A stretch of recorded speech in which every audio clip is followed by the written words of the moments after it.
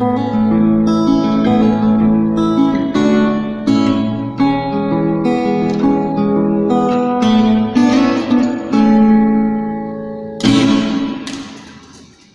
ketemu lagi dengan Sir Stefanus di pembelajaran seni musik kelas 12. Kita melanjutkan ke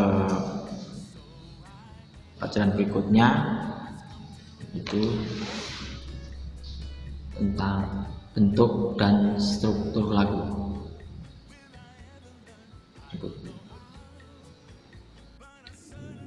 Bentuk dan struktur lagu. Bentuk dan struktur lagu ialah susunan serta hubungan antara unsur-unsur musik dalam suatu lagu, sehingga menghasilkan suatu komposisi atau lagu yang bermakna. Kata struktur merupakan rangkaian suatu susunan unsur yang membentuk sebuah karya musik. Dasar pembentukan lagu ini mencakup repetisi. Repetisi yaitu pengulangan suatu bagian. Yang kedua, variasi atau sekuen, yaitu pengulangan dengan macam-macam perubahan. Yang ketiga, kontras, yaitu penambahan bagian baru yang berlainan atau berlawanan. Pengulangan tersebut selalu memperhatikan keseimbangan antara pengulangan dan perubahannya. Untuk memudahkan pengertian kita, struktur musik ini dapat diperbandingkan dengan struktur bahasa yang sudah kita kenal. Bentuk musik terdiri dari beberapa komponen, antara lain: 1. Motif. Motif adalah bagian terkecil dari suatu kalimat lagu, baik berupa kata, suku kata, atau anak kalimat yang dapat dikembangkan. Yang kedua itu tema.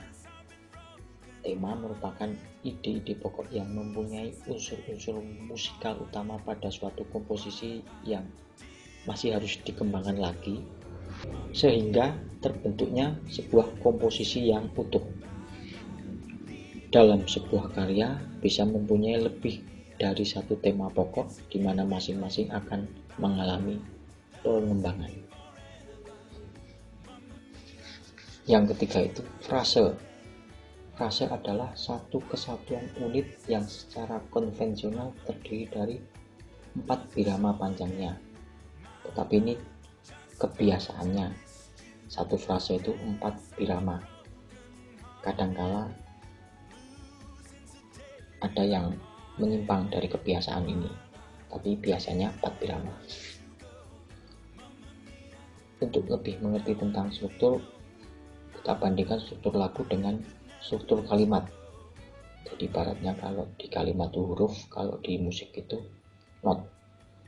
Kalau kata itu di musik itu motif, kalau frase sama, kalimat itu kalimat musik. Kalau di kalimat itu alinea, kalau di musik itu bait. Sedangkan karya itu kalau di kalimat itu puisi, kalau di musik itu ya lagu itu tersebut. Mengenai frase itu dibagi menjadi 2, yaitu yang satu itu frase anteseden. Frase anteseden ialah frase tanya atau frase depan dalam suatu kalimat lagu yang merupakan suatu pembuka kalimat dan biasanya diakhiri dengan kadens setengah, pada umumnya jatuh pada chord dominan, chord kelima maksudnya. Yang kedua itu frase konsekuen, yaitu frase jawab atau frase belakang dalam suatu kalimat dalam lagu dan pada umumnya jatuh pada akord tonika. Jadi suatu lagu itu biasanya terdiri dari dua kalimat, kalimat tanya lalu kalimat jawab.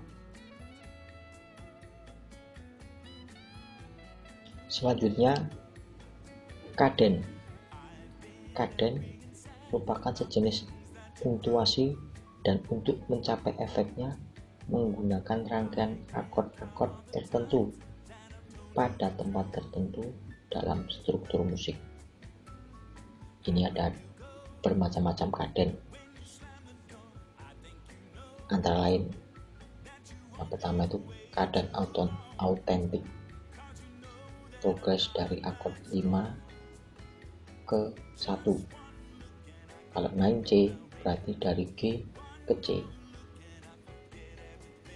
Yang kedua kaden plagal, progres akord dari akord keempat ke akord 1. Kalau main C itu dari F ke C. Yang C itu deceptive kaden, progres dari chord 5 ke chord 6.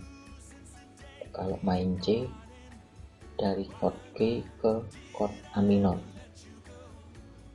Yang keempat itu kaden setengah, progres chord 1 ke 5 ke 1 ke 4.